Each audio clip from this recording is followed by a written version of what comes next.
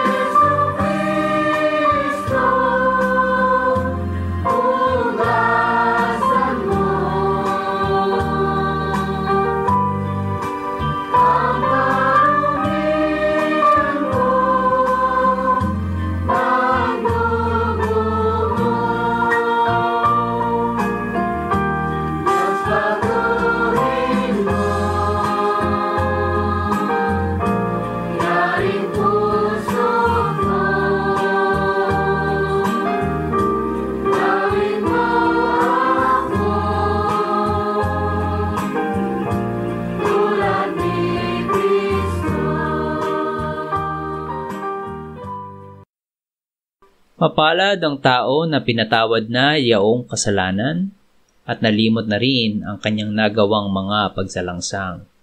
Mapalad ang taong sa harap ng Panginoon ay di na pinararatangan ng kasalanan, dahilan sa siya ay hindi nanlilinlang. Nung hindi ko pa naipapahayag yaring kasalanan, sa buong maghapon ako'y nananangis sa matinding lumbay. Sa araw at gabi, bigat ng kamay mo ang nararamdaman. Ano pa't wala nang nalalabi akong lakas sa katawan. Hamog ang kaparis na dagling na tuyo sa sikat ng araw. Ako ay lumapit sa iyong harapan at salay inamin. Ang aking nagawang mga pagsalansang di ko inilihim. Pinagpasyahan ko ang lahat ng ito sa iyo'y idaing at aking natamo ang iyong patawad sa sala kong angking. Mga minamahal, sinasabi sa unang Juan 1:9, kung ipinapahayag natin ang ating mga kasalanan, maaasahan nating ipatatawad sa atin ng Diyos ang mga ito at lilinisin tayo sa lahat ng ating kasamaan sapagkat siya'y tapat at matuwid. Salamat sa iyo, O Diyos. Pinatunayan mo ang iyong pag-ibig sa amin nang si Kristo ay mamatay para sa amin noong kami mga makasalanan pa. Ngayon ay buksan mo ang aming mga labi at kami ay magpupuri sa iyo.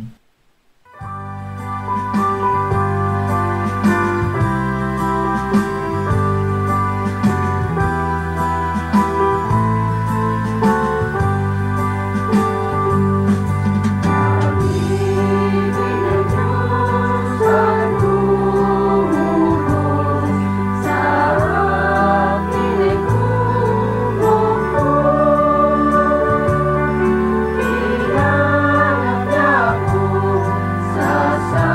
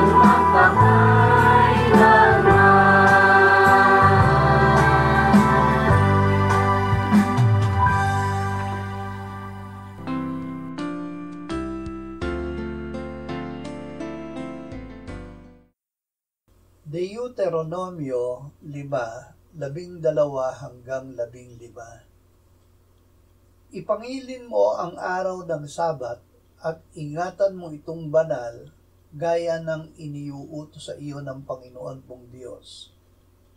6 na araw na gagawa ka at iyong gagawin ang lahat ng iyong gawain. Ngunit ang 7 araw ay Sabat sa Panginoon mong Diyos.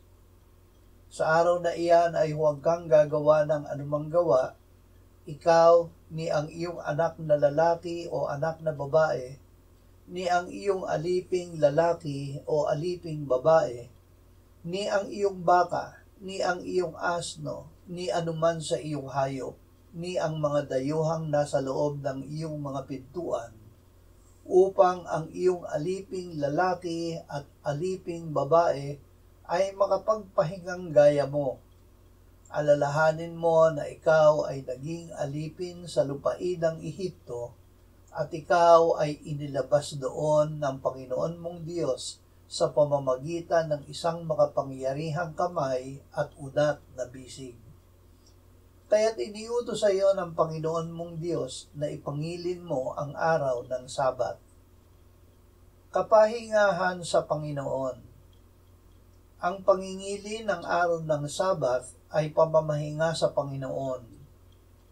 Ibinigay sa atin ang mabuting balita upang tayo ay sumampalataya na si Jesus ang Kristo, ang anak ng Diyos, na namatay para sa ating kasalanan, muling binuhay at iniakyat ng Ama sa kanyang kanan sa langit.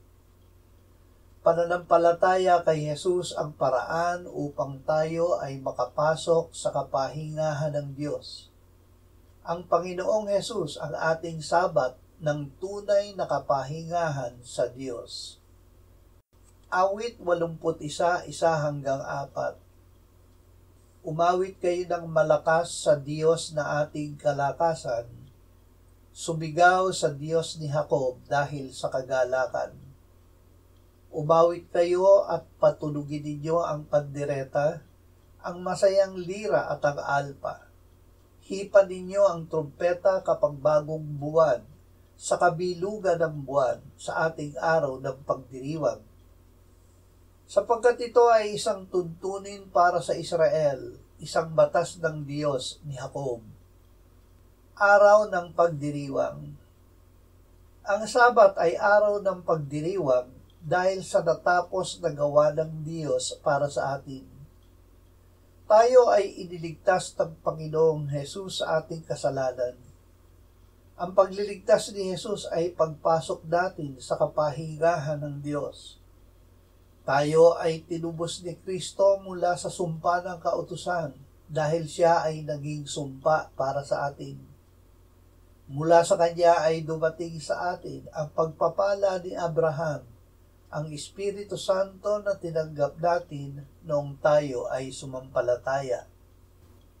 2 Korinto 4:5-7.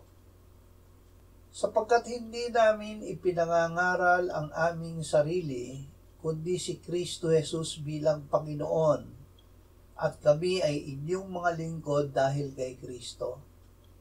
Sapagkat ang Diyos ang nagsabi, magdingding ang ilaw sa kadiliman, na siyang tumataglaw sa aming mga puso, upang magbigay liwanag sa pagkakilala sa kaluwalhatian ng Diyos sa mukha ni Jesucristo. Ngunit taglay namin ang kayabanang ito sa mga sisidlang lupa, upang ipakita na ang nag-uumapaw na kapangyarihan ay mula sa Diyos at hindi mula sa amin. Ang kapangyarihan ng Sabat. Sa ating pangingili ng Sabat ay ibinibigay sa atin ng Diyos ang kapangyarihang ginamit niya ng kanyang buhayin at iluklok si Jesus sa kanyang kanan sa langit. Tayo ay may kapahingahan sa Diyos dahil ginapi na ni Jesus ang diablo, ang kasalanan at kamatayan, at ibinigay niya ang kanyang tagumpay sa atin. May mga pagsubok at hirap pa na darating, ngunit masasabi natin, pinagmamalupitan kami subalit hindi nadudurog, Nililito subalit hindi nawawala ng pag-asa. Pinag-uusig subalit hindi pinababayaan. Inilulugbok subalit hindi napupuksa. Laging tinataglay sa katawan ang kamatayan ni Jesus upang ang buhay ni Jesus ay mahayag din sa aming katawan. Habang nabubuhay, kami ay laging ibinibigay sa kamatayan dahil kay Jesus, upang ang buhay ni Jesus ay mahayag sa aming laman na may kamatayan. Marcos 2:23-28. Nang isang Sabat, nagdaraan siya sa mga bukirin ng trigo, at samantalang sila'y nagdaraan, ang kanyang mga alagad ay nagsimulang pumitas ng mga uhay. Sinabi sa kanya ng mga Pariseo, "Tingnan mo, bakit nila ginagawa ang hindi ipinahihintulot sa araw ng Sabat?" At sinabi niya sa kanila, "Kailanman ba'y hindi ninyo nabasa ang ginawa ni David nang siya at ang kanyang mga kasamahan ay nagutom at nangailangan ng pagkain? Kung paanong pumasok siya sa bahay ng Diyos noong si Abiatar ang pinakapunong pari at kumain siya ng tinapay ng paghahandog na hindi ipinahihintulot kainin maliban ng mga pari lamang at binigyan pa niya ang kanyang mga kasamahan?" At sinabi niya sa kanila, "Ang Sabat ay ginawa para sa tao at hindi ang tao para sa Sabat. Kaya't ang anak ng tao ay Panginoon maging ng Sabat." Para sa atin, ibinigay ng Diyos ang Sabat hindi para tayo pahirapan, kundi para papagpahingahin. Ang Panginoong Hesus ay Panginoon ng Sabat. Sinabi niya, "Ang lahat ng mga bagay ay ibinigay sa akin ng Ama. Walang nakakakilala sa anak kundi ang Ama, at walang nakakakilala sa Ama kundi ang anak, at sino mang piliin ang anak na pagpahayagan niya. Lumapit kayo sa akin, kayong lahat na nanlulupaypay at lubhang nabibigatan, at kayo'y bibigyan ko ng kapahingahan. Pasanin ninyo ang aking pamatok at matuto kayo sa akin, sapagkat ako'y maamo at may mapagpakumbabang puso, at makakatagpo kayo ng kapahingahan para sa inyong mga kaluluwa. Sapagkat madaling dalhin ang aking pamatok at magaan ang aking pasan." Para gumawa ng mabuti. Minatyaga ng mga Pariseo ang Panginoong Hesus nang pumasok siya sa sinagoga isang araw ng Sabat. Layunin nilang paratangan siya kung magpapagaling siya sa araw na iyon.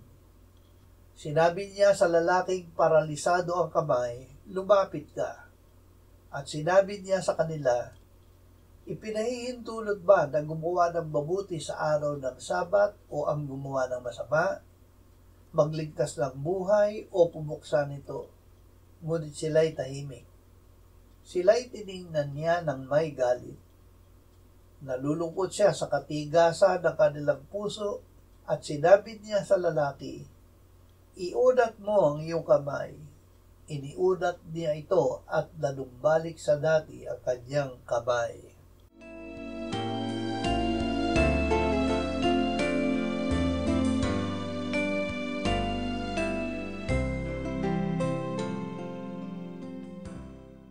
Manalangin tayo.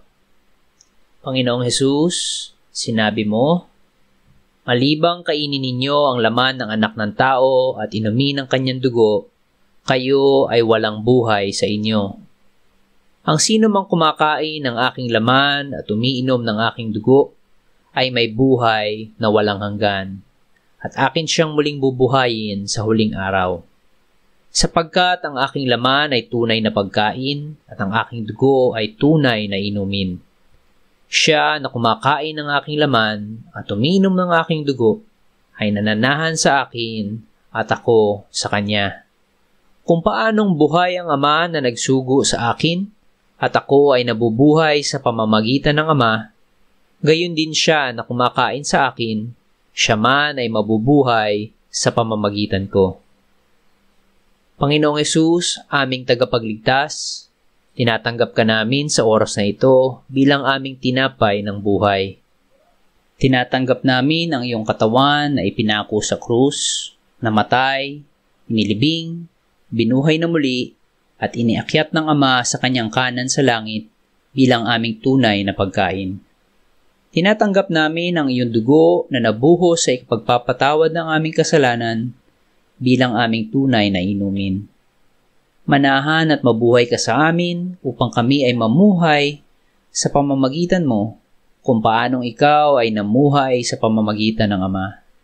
Salamat, Ama, sapagkat dahil kay Kristo, kami ngayon ay nakapamumuhay kasama mo kaisa ng Espiritu Santo. Sa iyo ang lahat ng kaluwalhatian, ngayon at magpakailanman. Amen.